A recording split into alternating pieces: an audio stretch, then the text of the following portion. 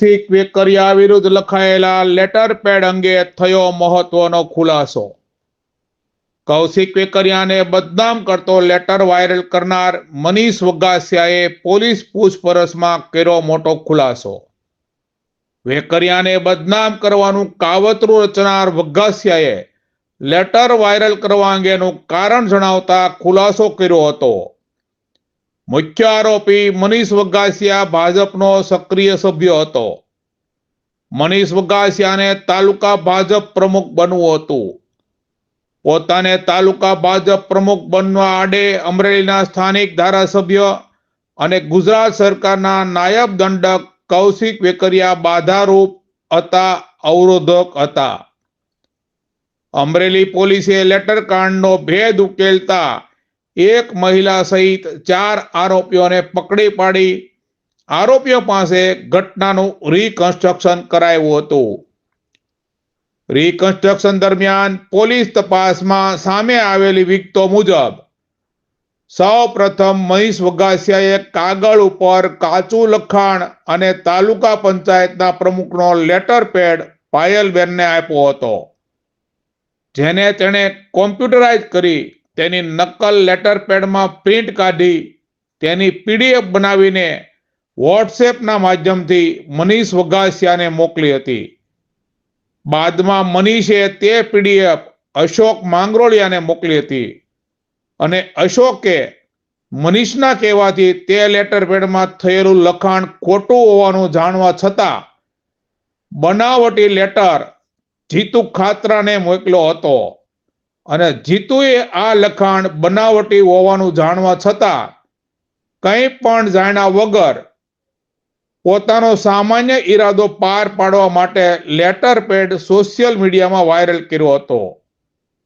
મુખ્ય આરોપી મનીષે બનાવટી લેટર પેડનું લખાણ ભાજપ પક્ષના મહામંત્રી, ગુજરાત પ્રદેશ સંગઠન અને ભારતના કેન્દ્રીય ગૃહમંત્રીને દિલ્હી ખાતે કુરિયરથી મોકલવા પાયલબેનને જણાવ્યું હતું, જેથી પાયલબેને લેટર પેડ વાળા લખાણની 2 પ્રિન્ટો કાઢી હતી। કુરિયર કરવા માટેના સરનામા મનીષે મોબાઈલ ફોનમાં ગૂગલ ક્રોમ એપ્લિકેશનથી સર્ચ કરી મેળવી બંને સરનામા પાયલબેનને આપ્યા હતા અને કુરિયર દ્વારા પોસ્ટ કરવામાં આવી હતી। મનીષ વગાસિયાને અમરેલી તાલુકા ભાજપ પ્રમુખ નહીં બનાવાતા વિધાનસભા નાયબ દંડકની છબી ખરડાવવા અને બદનક્ષી કરવા માટે ગુન્હાને અંજામ આપ્યો હતો।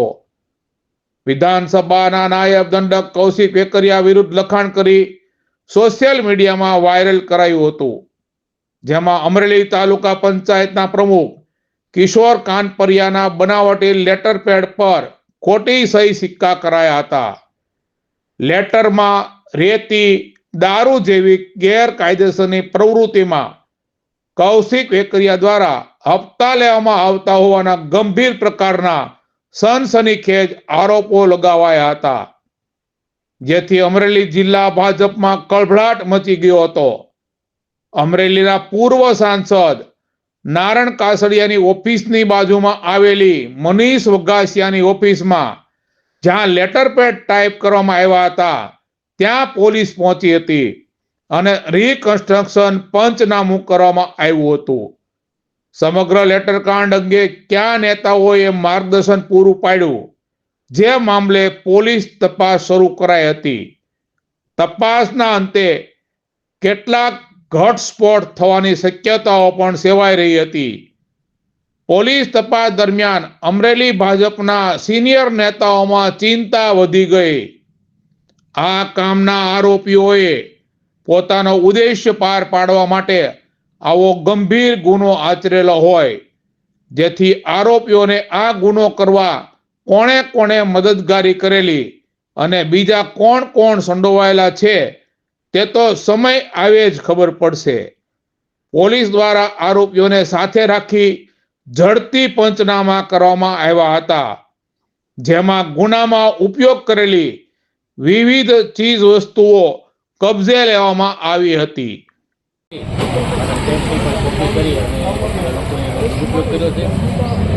પોલીસ ફરિયાદ કરી, પોલીસે અમને ખૂબ મદદ કરી અને આરોપી સુધી પહોંચી અને આરોપીને ખુલ્લા પાડવામાં પોલીસે અમને પૂરી મદદ કરેલી.